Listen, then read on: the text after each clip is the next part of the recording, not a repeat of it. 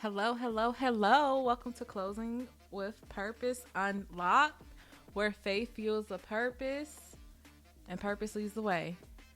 This podcast is for believers who are building legacy through real estate, business, and bold faith. I'm your host with the most, Kamaria, and I'm here to help you step into your calling, walk in purpose, and close every chapter with intention and grace. Let's begin. Hello, hello.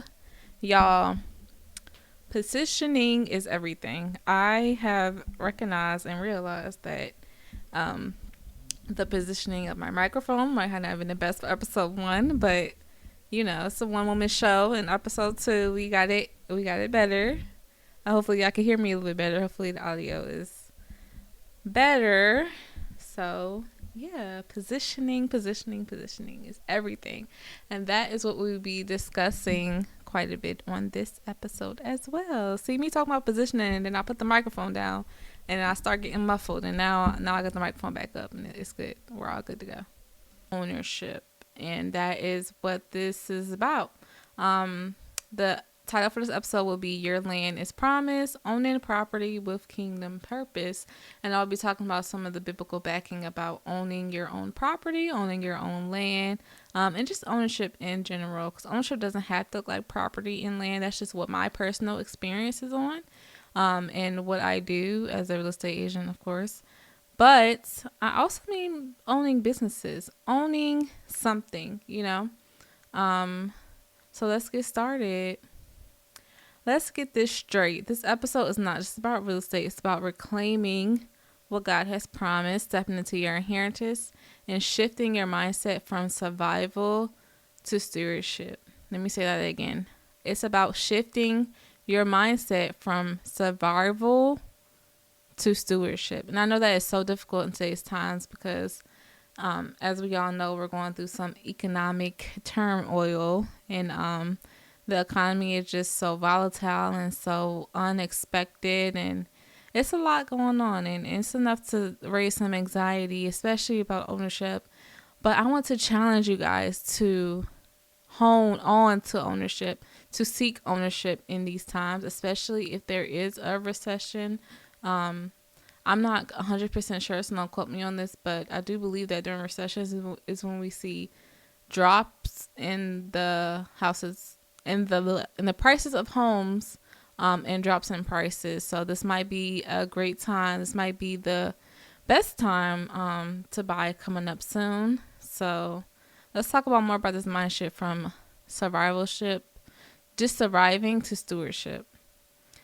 And surviving, we are more likely to just do what we have to do to get by. And that's it. The bare minimum just to get by. I mean, times are hard. It's difficult. I know. But I challenge y'all to think past just getting by, to think past yourself, especially if you're someone that has children in a family that looks, up to you to provide for them. I hope that this episode gives you some good tips and some insight on why you should own. Even if it's owning, a car, own something. Don't have your life built on renting and built on, that just survivorship mode. We want to own. In 2025 and 2026 and moving forward, we want to own. So let's get into our quick devotional that's open today with Deuteronomy chapter 1 verse 8, and it says, "See, I have given you this land. Go in and take possession of the land the Lord swore he would give to your fathers, to Abraham, Isaac, and Jacob, and to their descendants after them." Wow. God said, go in and take possession of the land the Lord swore he would give to your fathers. That's good. That's deep, y'all. God has given us this land to own, right? He didn't give us this land to rent. And renting is fine. Don't get me wrong. Renting is a stepping stone. I have rented before for a very long time. I have also owned, so I'm kind of on both sides of it. I'll tell you a little bit about me. I bought my first house at 18. Yes, 18, very, very young. And I was active duty military, so it was a little bit easier for me to attain ownership. But that house I bought for 170 at 18, it's in the threes now. And I think about that every day. That the house I bought, almost 10 years ago now, is doubled in value.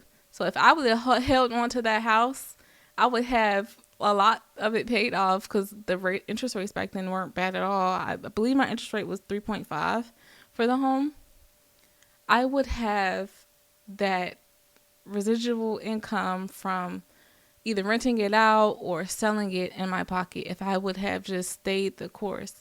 But I, of course, at 18, I didn't understand that. I was going through a lot. I didn't want the house anymore because I was going through a lot. So long story short, that's what happened with that. But fast forward to 2022, I'm still in the military. I'm still active duty. And I'm on the verge of getting out. I like the military. I love it. It's a family. It's, it's a lot of benefits with being in the military, but there's also a lot of sacrifices. And for me, the sacrifices became too much. It outweighed the benefits. So whenever the sacrifice outweighs the benefits, that's when you should look at probably, not doing something else. So that's where I was, right? Early 2022, I'm like, hey, I'm getting out. I need to own something before I get out again. And at this point, I'm 24 years old, and I'm like, look, I'm only getting a little bit older. This is only going to increase in price because the value of homes have historically always increased, even though sometimes they go through dips. They always historically increase. So I'm like, hey, I need to own something. So I put on my investing hat. Well, I did stay in the property, so it was actually a property that I love. I still love to this day. I still have it.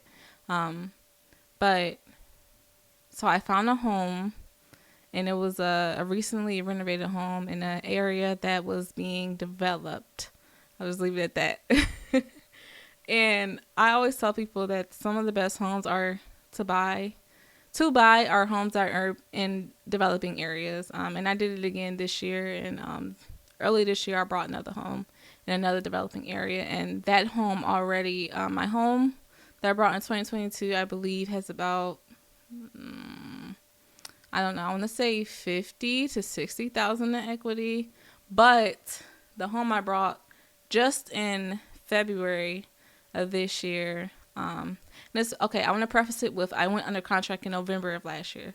So between November of last year and now it's May of this year, which is under a year, I have accumulated at least, I want to say 15 to 20K of equity in this home alone, just because it's a developing area and they're still building. And as they're building, the prices are going up because people want to move here.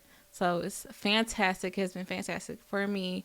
But I have also dealt with loss in real estate. I have sold for losses before. And so, yeah, it's really just being smart, talking to the people around you, talk to professionals around you about your specific area, and do what's best for you. But don't be scared to take that initial step with ownership, because it can be a very, very beautiful thing. Don't let the thought of, okay, I own something, so now I have to be the steward of this, scare you, because there are so many things that you can do. There are preventative actions that you can take on your property. Also on my property that I have from 2022, I have a warranty on that property because it's an older home that was renovated, and with older homes, there's issues. You can't run away from that. The home is almost 100 years old, so it's 100 years old worth of issues, even with the renovations. So with that said, just don't be scared. Go out there and make smart choices, make choices that make sense, but don't be scared to step out on faith and own, you know. Because think about it this way too. When we're renting, 100,000% of what we give to our landlord is theirs. We have no equity in that property. We have no equity in that business. We have no equitable assets to attribute to that other than, okay, I paid rent so I could stay here and I didn't have to worry about the repairs. That's literally it. So if you think about it, okay, the downside of owning a home is repairs and upkeep, right? Which is basically the same thing, repairs and upkeep. The upside of owning a home is ownership, equity, right? Tax write-off, right? There are so many more benefits that outweigh the risks when it comes to ownership. But I will say you want to make sure that you're owning in the right time for yourself. I'm not going to say right time in the market because that's not true. You want to own when it's right for you to own, when it makes sense for you to own, and when the benefits outweigh the risks. Those are my two biggest things. So I know that there is a bit of spiritual warfare around ownership. Because I personally dealt with this whenever I talk to people around my age group, which is late 20s, early to mid 30s. This is the general consensus that I get, is that I don't want to own. It's a lot. It's a lot of money down. It's a lot to worry about. I have enough to worry about. Look at the world. Blah, blah, blah, blah, blah. You know, give me a list of excuses, right? So the enemy loves and fights the hardest, loves to attack and fights the hardest when there's an inheritance at stake. Whenever God is blessing us with something that is equitable and something that is inheritable and something that is truly from him, the devil will start to attack that. And that looks like doubt, that looks like fear, that looks like debt, that looks like delay. These are often assignments spiritually to block believers from ownership. And I want to tell y'all that that's not of God. God gives us provision. God gives us the tools that we need. God gives us the community that we need. God gives us peace. God gives us strength. And it's really up to us to open up and receive this from him. It's up to us to open up our Bibles and stay in prayer and stay in connection with God to receive these things from him and to know, like, okay, owning is scary. I'm not gonna lie to y'all. Owning is terrifying. It is. It's scary, especially owning your first property. It's like, you know, you have to worry about all these different things, but I'm gonna tell y'all that it is one of the most rewarding things that you can do and one of the most equitable things that you can put your money into that you know you're going to receive a return on eventually. Highlight eventually. Eventually you will receive a return on your investment if you stay the course. So before God gives us a blessing, we have to show that we're stewards, right? We have to show that we have stewardship over what God can bless us with. So stewardship always precedes ownership. And stewardship means that we take care of what we have now so that God can give us more. And God often tests our faith in small areas before opening doors to larger ones. And this is so true. Before I bought my last property, I was in spiritual turmoil.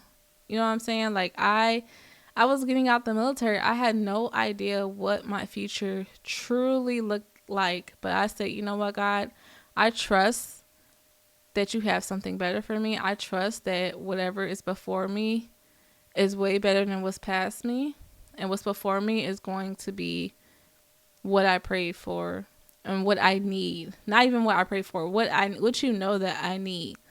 And I was put through some tests to make sure that I was going to be a good steward of that.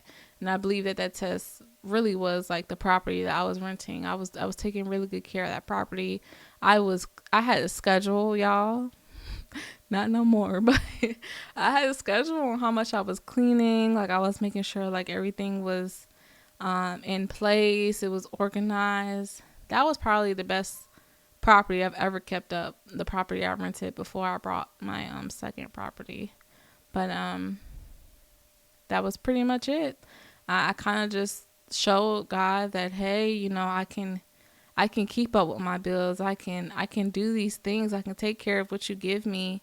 And you don't have to worry about me not stewarding what you give me. And I think that's why I was able to receive that blessing, and future blessings of, even though, sometimes my schedule looks a little wonky and it's a little bit harder for me to keep up with my house. Even having the ability to pay help, that's such a blessing as well. And I'm not there yet, but I hope to be. Right now my paid help is my kids. I paid them an allowance and they help me, and it works out. So all that being said, y'all, don't be afraid to move on to the next step of your journey. You have to put one foot in front of the other, and you just have to keep doing that. And I know it's easier said than done. But if we're already taking care of what we have right now, and we're praying or working towards, because faith without works is dead. If we're working towards what we are trying to accomplish, then we'll be more likely to, get that blessing and get that from the Lord. And I don't want to equivalent works to, faith, and works to receiving things, because that's not the case. That's not what I'm trying to say at all. But what I am trying to say is God is not going to give you more if you don't take care of what you have right now. So, yeah. So let's break down some of the biblical foundation of land ownership. So throughout scripture, land is a symbol of covenant, blessing, and legacy. From Eden to Canaan, land wasn't just about territory. It represented trust, responsibility, and progress. So we're going to start in Genesis 2 with kind of the biblical foundation of this. And in Genesis 2, it basically zooms in on the creation of human beings and their relationship to the environment and each other. So as we know, God had given Adam and Eve the Garden of Eden, and they were to steward and work and take care of that garden. And then Genesis is less chronological and more relational and theological and focus. It's less about like timing and more about the relationship between two things. So the relationship between man, which is man or woman, humans, and land is really talked about in Genesis 2. And in Genesis chapter 2, verse 15, it says, the Lord God took the man and put him in the Garden of Eden to work it and take care of it. Wow. So the land was humanity's first assignment. Ownership starts with stewardship. Land was humanity's first assignment, y'all. Y'all believe it? That's crazy, right? So if land was our first assignment, that makes me think that we have a duty, even now, even in modern day, to own our land and to take care of our land and our properties, and the things that we are inhabiting should be ours. The things that we are taking stewardship over should be ours. And I know that it's easier said than done, and it's not attainable for everybody. But I suggest that you look into programs. There are first time home buyer programs. There are government programs that help with home buyers and things of that such. There's FHA loans that you could look into in your area as well. So, I mean, if there's a will, there is a way. There's always a way. It's just sometimes it'll take a little bit more work in the beginning to get there. But I challenge y'all to, if you think that you cannot afford ownership, to look into those sort of programs. And also in Genesis, it talks about Abraham's inheritance. And it's in Genesis chapter 13, verses 17. And it says, go walk through the length and breadth of the land, for I am giving it to you. So Abraham was told to walk through the land before he received it. Wow, y'all. Faith often moves before facts show up. This is interesting because I recently relocated from Virginia to Texas, back to Texas. I love Texas, y'all, but I was born and raised in Virginia. Um, but in living here, right, I don't live too far from. I probably live less than 10 minutes from a part of the area where it is predominantly rich, wealthy people, because those houses start at like $700,000 and they are huge. They are literally mansions and they have land and they are beautiful. And every time I drive past those houses, because to get to my home, there's two ways. Really only two ways to get home. I have to drive through those houses, which is usually the quickest way to get home, or I have to kind of drive up and over, because I live on a peninsula. I live on a peninsula. Say that 3 times fast. Peninsula. Okay, sorry, y'all. So I live on a peninsula, and so with the peninsula, there's a bridge that goes at the bottom, because I live at the bottom of the peninsula. So the bridge goes through the bottom. And if y'all are in Texas, y'all might know where I live. I'm not saying it though. But okay, at the peninsula, I live at the bottom. The bridge goes through the east side to the bottom of the peninsula. So that's the easiest way to get to my house. And to get on that bridge, I have to pass this neighborhood of mansions. Well, I'm not gonna say it's a neighborhood. It's a whole city, countryside. It's a whole area. Okay, this whole area is just all mansions, and it's crazy because when I drive past them, I'm like, man, I could really see myself in one of these houses one day. I'm not really a materialistic type of person. I'm more of a experience type person. I love experiences. That's why I love to travel, because I love to experience new things. But I think it's the style of the homes that really resonate with me.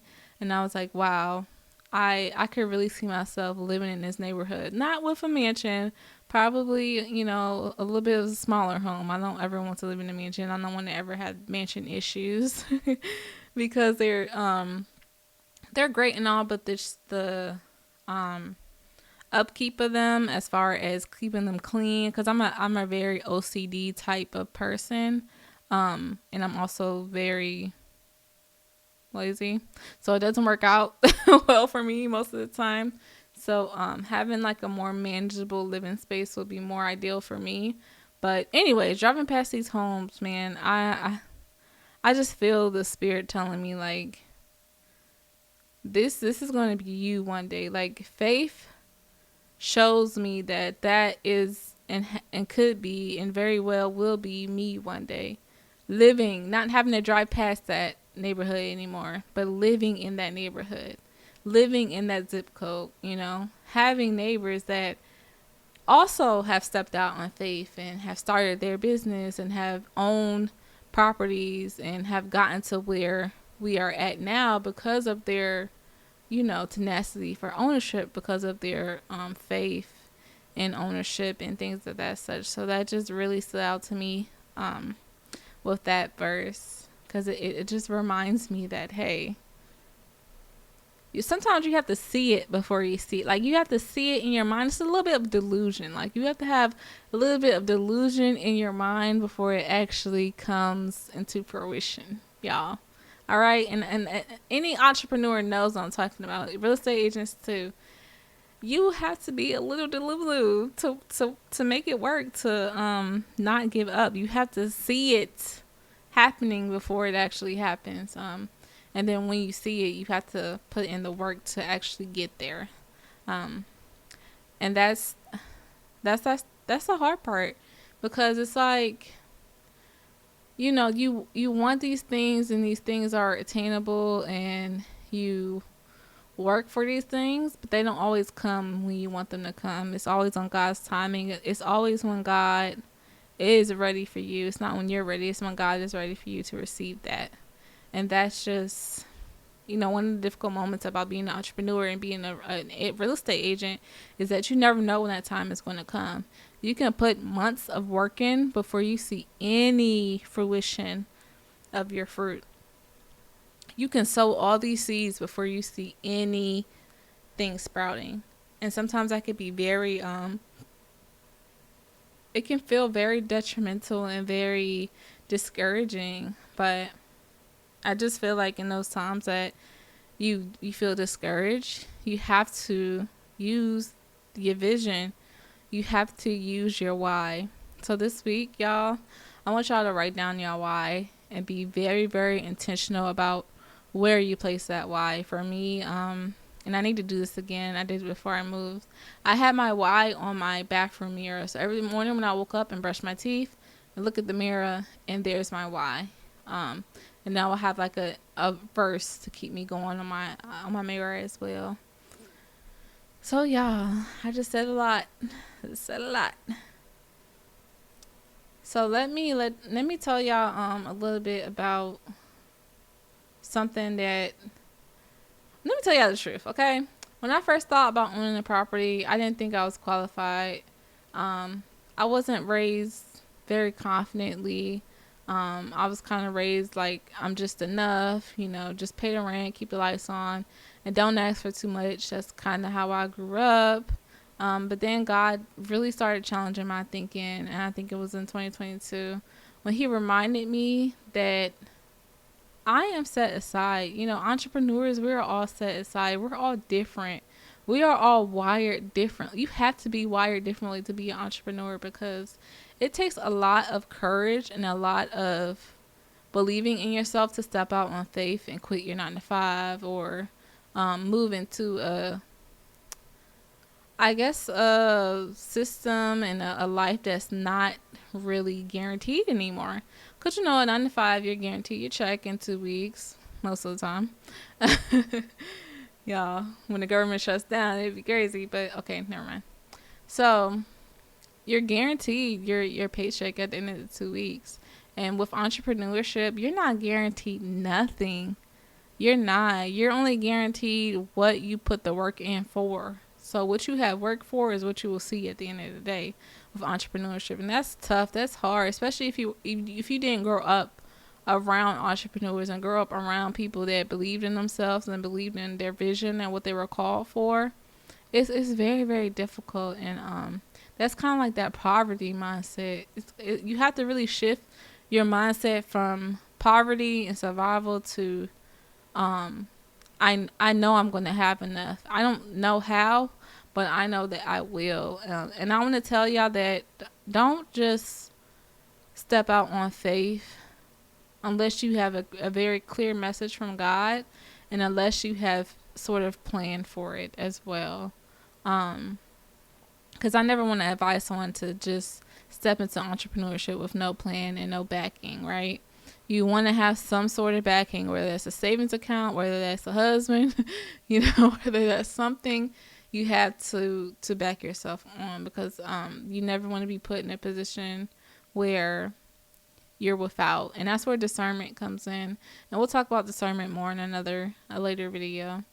But that's pretty much how my mindset was when I got started. And it was very, very difficult for me to get out of that mindset and to have confidence in myself and to feel like I am qualified. God has qualified me for this. God has qualified me for ownership since I was 18. I just did not believe in myself at 18. And that ended up making me lose a lot. But in the end, I also gained more than what I lost because knowledge is, what's the word? Invaluable. I don't know if that's the right word, but knowledge has no value attached to it. Like it's no dollar sign attached to it. It's infinite in its value, right? So I would rather have knowledge from experience than have dollars in my bank account, honestly, because you can have dollars in your bank account and not know what to do with it. And at that point it's wasted, right?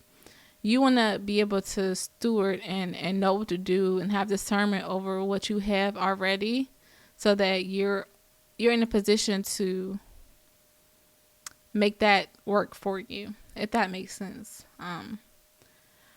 So it's just about breaking that generational mindset, and ownership just requires a renewed mind. So land equals generational wealth, y'all. a lot. So another story time. I went to Milan for like a day or two last year, and it was really fun. I took a tour of Milan, and I forget what the name of the family was, but they own most. I want to say over 50% of the real estate in Italy or in Milan. I forgot which one it was, but that was just like wow. And the tour guide had told me that they have owned these properties since forever. It's been hundreds of years. They just passed it down from generation to generation. And it's like they're still the richest sort of family in the area. And it's interesting because it's like wow, from doing that one thing, they have retained their generational wealth from just ownership alone, which I know is a little bit harder to do nowadays because the cost of everything is just terribly horrible, terribly high. But I still believe that there is a lot of value in passing down land and properties to your children and your children's children. So even in the past 15 years, the prices of homes have almost doubled. So I'm on the Fred website right now. And this is where I receive my federal economic data from. I love economics, so if y'all know anything about economics, if you've ever taken the economics course, you've been on the Fred website. And in Q1 of 2010, the average home sold for $222,900. And then Q1 of 2025, so we're just getting out of Q1, the average home sold for $416,990,000. So just in 15 years, the prices of homes sold have almost doubled just in the past 15 years, y'all. Just in the past 15 years. So God tells us that land is a covenant. What does this mean? What does this mean? God has always tied land to his promises. It represents divine purpose and long-term vision. God honors faith and diligence, budgeting, saving, repairing credit, building community, giving. Believers should understand the system and trust the source. You should always go to God whenever you have a question, right? And I need to do this myself, but with the land that I saw, not the land, but the land and the properties that I drive past, y'all, not envy. I'm just kidding, I don't envy it, but where I see myself at, I need to pray on that. I need to pray, is that really your will, God, or is it your will for me to be somewhere else? I really need to receive clarity on that, because I had the vision and I had the peace with the vision, which is usually a sign, but you always want to pray and back that with prayer and talk to God about it as well. So, yeah. Declare and walk in your territory. So, like I said, you have to see it before you see it. You have to declare it. You have to speak it, right? The Bible says that the spirit is in the tongue.